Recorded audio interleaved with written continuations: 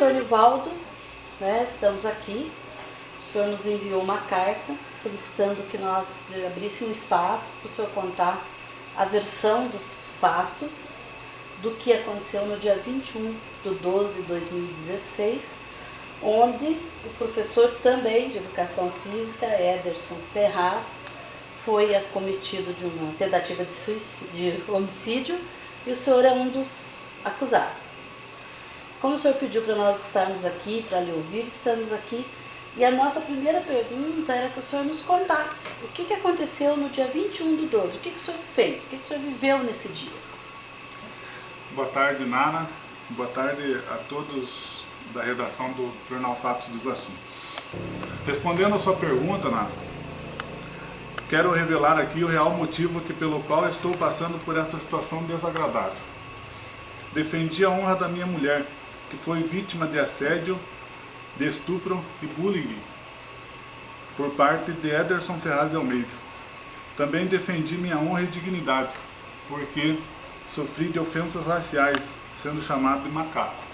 Tá, então assim, objetivamente nós gostaríamos muito, Nivaldo, que você contasse no dia 21. O que você fez de manhã, o que você fez de tarde, como é que foi o teu dia até chegar ao encontro com o Ederson, né? Porque você teve um encontro com ele, né? E como é que foi esse encontro? Então, no dia 21, após a minha esposa ter revelado a situação, que ela tinha passado por esse constrangimento com a pessoa de Ederson, dias anteriores a gente havia conversado com ele e eu havia combinado de entregar um gado para ele, porque no final de 2014 a gente abriu Sociedade da Academia e eu havia comprado alguns aparelhos, equipamentos da academia dele, e ainda restava um valor para efetuar o pagamento. Então, após eu saber da situação, eu pensei, vou concluir esse negócio com o Ederson para eu cortar vínculo com ele e me afastar dele, já que as coisas complicaram. Então a gente havia combinado de nesse dia irmos até o sítio da família para eu entregar algumas cabeças de gado a ele, que era para zerar essa conta e que nós, a partir dali, não tinha por que manter vínculo mais. E marcamos. A partir das 17 horas, eu fui para a academia, fiquei por lá até que ele chegou do trabalho dele e nos encontramos para ir ao sítio. Quando estávamos saindo para o sítio, era já final de tarde, eu falei para ele que precisava passar em um taquaral que tem lá anexo à vila para procurar um par de tênis que eu havia perdido na noite anterior lá. E foi lá nesse local que nós começamos a discutir. Eu fui tirar satisfação com ele dos fatos, se ele realmente tinha feito isso, porque a gente era muito próximo com ele. Eu me surpreendi muito. Nós fizemos faculdade juntos, nós estudamos para os concursos juntos, a gente era colega de futebol, nós fomos sócios da academia, um era muito próximo do outro, um estava sempre na casa do outro. E aí eu fui tirar satisfação com ele. Nesse momento ele me assustou, porque ele até então acho que não sabia, que a minha esposa já tinha me contado a situação, e ele negou e meio que quis me partir para cima de mim, me afrontar. Ele não viu que eu estava armado, porque eu saí armado, porque a gente ia para o sítio, e lá no sítio eu sempre levava alguma coisa de segurança, porque lá tem animais selvagens, tem cobra, onça, então eu estava indo para o sítio e estava levando a arma. Aí, ele, então, naquela... Dentro do carro ainda? Dentro do carro. Aí ele, quando eu falei isso para ele, eu comecei a ofender ele. Eu falei que ele era um covarde, que ele homem não era, porque homem que agride uma mulher, que abusa de uma mulher, não se considera homem. Ele era um... Comecei a ofender, até falei que ele merecia apanhar. Aí nesse momento ele falou assim, cai fora, macaco. Capaz que eu iria querer me envolver com uma gorda ridícula igual a tua mulher. Quando ele falou assim, eu puxei a arma com o intuito de assustá-lo. E dei numa levada única, assim, 5 disparos, mas nas laterais do corpo dele. Não com o intuito de acertar. Quando ele viu que eu puxei a arma, ele se assustou e fez a rotação do corpo para correr. Quando ele fez a rotação do corpo para correr, ele abriu aqui o braço, foi quando pegou no punho dele um dos disparos e, se eu não me engano, não me falha a memória, no dedo, quando ele fez essa rotação do corpo. E uma na cervical, foi tudo na levada, assim, 5 disparos. Só ficou uma bala no revólver. Aí ele correndo, eu alcancei ele, peguei pelo colarinho e dava coronhados na cabeça dele, aconselhando ele por que ele estava apanhando. Falei, olha, você nunca mais vai abusar de mulher nenhuma, principalmente mulher casada. Você vai aprender a respeitar mulher casada. E dava coronhados na cabeça dele. Quando caiu o sangue na face dele, ele se assustou e simulou uma morte. Colocou as mãos no rosto, assim, se jogou para cima e caiu. E ficou paradinho assim, mas eu percebi notoriamente que ele estava respirando naturalmente. E eu tinha uma bala ainda. Nessa hora veio o arrependimento, pensei, meu Deus, o que eu estou fazendo?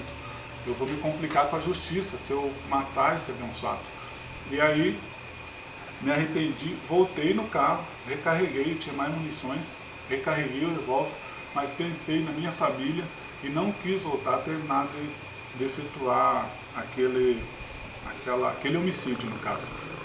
Percebi que ele estava respirando normal, saí do local, era um taquaral, tinha umas curvas assim, uns 500 metros mais ou menos lá. Eu parei, abri a porta do carro e levantei, olhei por cima.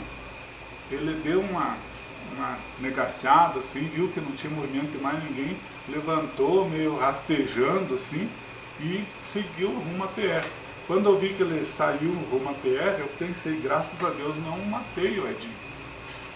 Me senti aliviado, tranquilo, saí daquele local. Logo tem a derivação do Rio Jordão, a ponte ali, divisa com o município do Foz do Jordão. Peguei a arma com as balas que tinha e tudo e joguei no rio lá a arma e voltei para casa e fiquei sossegado em casa.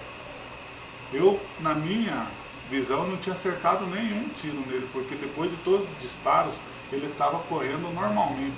E a hora que eu dava as coronhadas nele, ele negava, falava que ele não tinha feito tal ato. Então pensei, com todos os disparos que eu tinha feito, ele estava correndo, não acertei tiro, já consumi com a arma, não corri do flagrante. Que achei que ia ficar com lesões corporais e tal, e achei que nem ia dar nada, porque ele tinha culpa no cartório. Pensei, não vai nem falar que fui eu, me apanhou e vai ficar quieto. E dali umas 2 horas eu fui preso e caí aqui por flagrante, por tentativa de homicídio. Mas quero deixar claro, eu estive com o Ederson Ferraz de Almeida nocauteado, mas não quis matar. Quantos dias antes aconteceu a questão, o motivo, né, que levou você, ou seja, o abuso que ele fez com a tua esposa? Quantos dias antes do dia 21? O dia do abuso foi no dia 25 de outubro. O abuso aconteceu porque ele entregava leite lá na nossa casa. O pai dele é produtor de leite e ele entregava leite mensal pra gente lá. E nesse dia ele chegou e minha esposa estava sozinha em casa. Então, ele, ao perceber que minha esposa estava sozinha em casa, ele resolveu entrar para dentro da casa e começou a abusar dela, empurrando para a parede, forçando, e até, inclusive, aconteceu estupro, porque ela confessou para mim que ele empurrou ela e forçou ela a ceder. Então, foi 25/10. O que houve?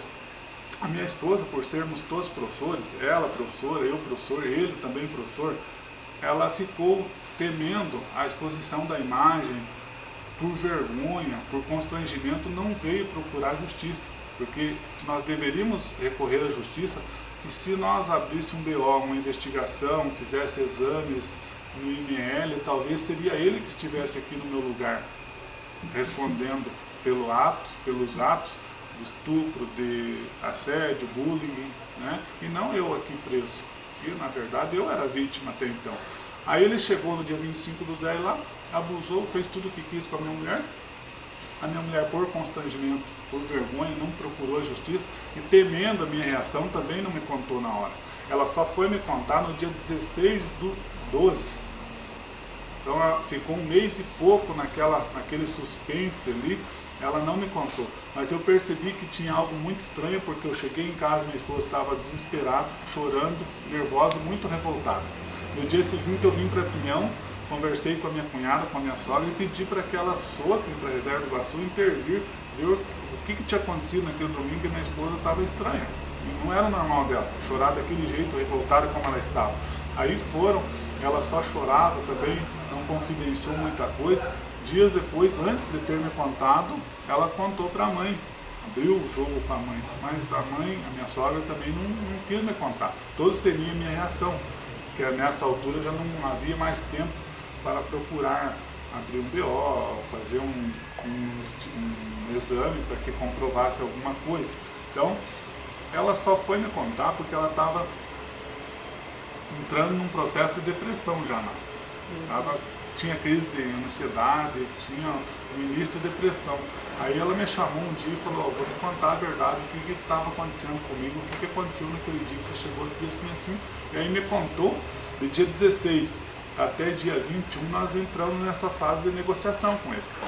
Porque eu pensei, eu tenho que honrar meu compromisso, eu não posso simplesmente, agora porque ele fez isso, uma coisa não tem nada a ver com a outra. Aí procurei uma forma de quitar essa pendência que o contrato, existia um contrato, quero deixar claro, existia um contrato, e quando ele fala que a motivação foi por conta da dívida, eu contesto e afirmo que não, porque na cláusula 8ª desse contrato, lá rezava a seguinte, que na ausência dele, no caso, os herdeiros poderiam recorrer à dívida. Ou seja, digamos que ele sofresse um acidente e tivesse falecido, a dívida continuava. Então não era porque se eu matasse ele que a dívida ia deixar de existir.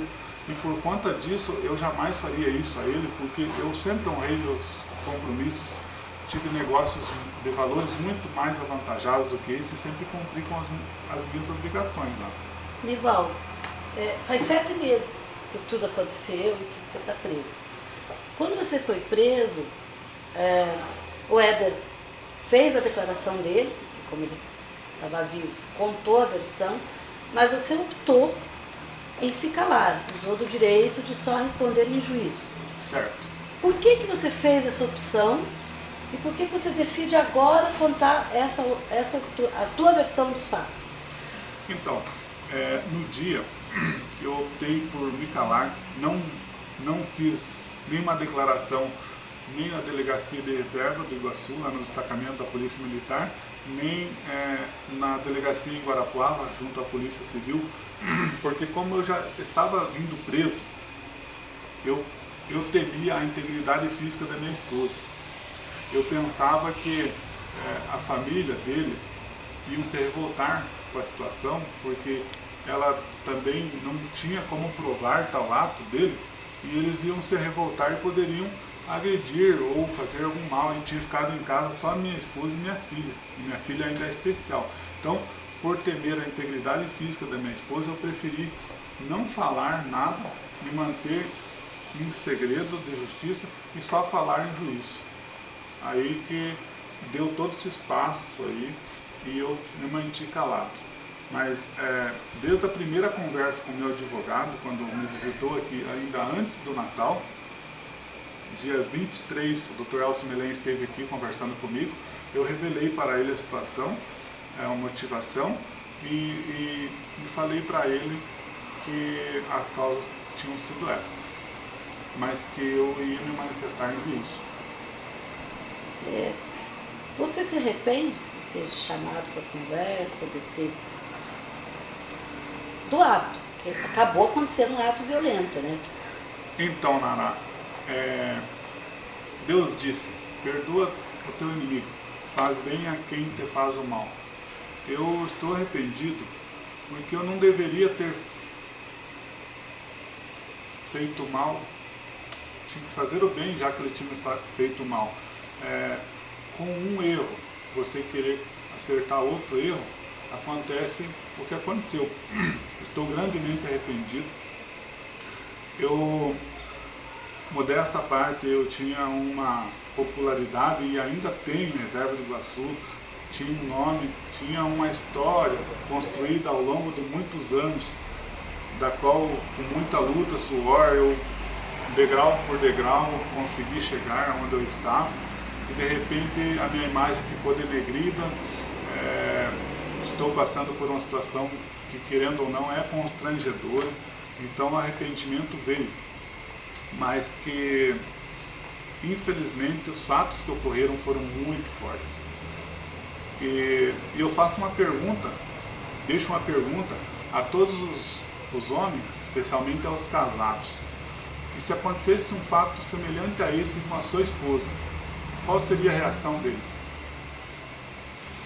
De momento, já que não existia mais a possibilidade de procurar a justiça, de fazer qualquer exame, qual seria a reação do marido ao sua esposa chorando chegar e revelar tal situação que tivesse ocorrido com ela? Qual seria a reação desse homem? A minha foi essa. Hoje eu julgo errado, mas no momento de sangue quente, infelizmente eu errei em ter procurado ele para entregar esse gato. Eu acho que eu deveria ter vendido o gato para um terceiro e simplesmente depositado o dinheiro na conta dele e não ter me aproximado dele, porque aconteceu tudo porque nós nos encontramos. Se a gente não tivesse encontrado, não tinha acontecido isso, de forma alguma. E quanto à dívida, depois que eu já estava preso aqui, eu enviei uma carta para o tio do Ederson, meu amigo vereador em Iguaçu, seu Leacir Ferraz, autorizando, contando os fatos, o que a gente tinha saído para fazer nesse dia, e autorizando ele que fosse no sítio e retirasse as cabeças de gato que a gente tinha combinado com o Ederson. Mas o Ederson não mostrou interesse em receber o gato. Aí eu vendi esse gato com um terceiro, fiz o que deveria ter feito antes. E estava de posse do dinheiro. O Dr. Rogério Borges, procurador da Prefeitura de Reserva do Iguaçu, veio me visitar aqui um dia. Eu pedi para aquele que fosse procurar o Ederson e falasse que eu já estava com o dinheiro reunido e o interesse era pagar ele, até porque uma coisa não tem nada a ver com a outra, do fato ocorrido. Ele disse que não queria receber, porque esse dinheiro seria um dinheiro amaldiçoado. Então o que eu fiz? Falei, tudo bem, não vou forçar, não quer receber. Aí pedi para minha esposa que depositasse em sua conta esse valor e guardasse. Está guardado o dinheiro, a parte, o dinheiro é dele, os aparelhos eu estou usando na academia, a academia está aberta, está funcionando, os aparelhos eram de direito dele, existe um contrato, venceu o contrato em fevereiro, eu já estava preso aqui, o dinheiro está depositado na conta da minha esposa. A hora que ele sinalizar receber, ou o juiz determinar, ou a gente abrir uma conta judicial, vamos depositar o dinheiro que é do direito dele. E deixo claro que não foi essa a motivação da nossa desavença. O que é estar preso? Estar preso é uma sensação horrível. A gente se sente inútil, a gente se sente ocioso. Eu que era uma pessoa muito ativa, amanhã na escola, à tarde nas escolinhas de futebol, pela Secretaria de Esportes, à noite na minha academia, às noites, às vezes, em alguns encontros no meio social, no meio político. Então era muito ativo. E estar preso, uma sensação de você não ter o direito à liberdade. Você manda. A gente volta a ser uma criança que não se governa. Ainda mais que não tem uma previsão do dia que você vai receber essa liberdade, você fica agoniado, você fica numa sensação, tem que se apegar muito com Deus, é o que eu faço, Bíblia, acompanho o padre, leio livros para que o dia passe, porque você ficar preso, se você não ocupar a cabeça, você só pensa coisas maléficas, e isso não é o meu objetivo. Você deu um espaço, né, para você falar, para você contar. Se você tiver mais alguma coisa que você queira acrescentar, fique à vontade e nós vamos encerrando com você, fica o espaço aberto para você ir. Correto. Então, a única coisa que estão nos autos que a vítima relata que durante as entregas desse leito lá na minha residência, sempre estava acompanhado pela sua esposa. E num segundo momento ele se contradiz. Ele fala que nesse dia que aconteceu o estupro, tinha sido ela, a esposa dele, que foi lá em casa entregar esse leito. Então fica uma contradição. Ao mesmo tempo que ele fala que sempre estavam juntos, nesse dia foi ela. E muitas vezes que eu estava em casa, ele sempre chegava sozinho. Nos domingos, final de tarde, quando ele estava chegando do sítio do seu pai, ele chegava com o leito, mas sozinho. Nunca ele estava acompanhado com a sua esposa. Então fica uma dúvida aí. Quem realmente foi nesse dia lá? Ele estava com a esposa dele, ou ela, ou só ele? E também, eu encerrando a entrevista, eu queria pedir desculpas para todos os reservenses, em especial a minha família, por esse constrangimento que eu causei. Especialmente aos professores, aos meus alunos, que o objetivo do professor é sempre ser exemplar, sempre ensinar o bem. E eu acabei dando um mau exemplo. Então quero pedir desculpas a todos de Reserva do Iguaçu, especialmente aos meus familiares, pelo constrangimento que eu causei. E quero me dirigir mais uma vez ao vereador Leocir Ferraz e pedir a ele que estenda o meu pedido de desculpas a todos da família Ferraz. Que o meu objetivo, a partir do dia que eu sair daqui, desta prisão, é voltar a ter a minha vida normal, dar as minhas aulas, conviver no meio da sociedade, sem reincidências com violência. Eu acho que existe a justiça e quem deve nos julgar é a justiça. Eu estou pagando aqui pelo meu erro e se ele merecer pagar pelo erro dele, vai ser a justiça quem vai julgá-lo, mas não eu. Eu, da minha parte, não vai existir inimizades. Obrigado, Nara, pelo espaço. Também quero agradecer ao delegado, o Dr. Rodrigo, por abrir este espaço para mim poder conceder esta entrevista. Ele está deixando livre o direito à liberdade de expressão e eu acho muito bom, porque a gente pode esclarecer as verdades. Muito obrigado.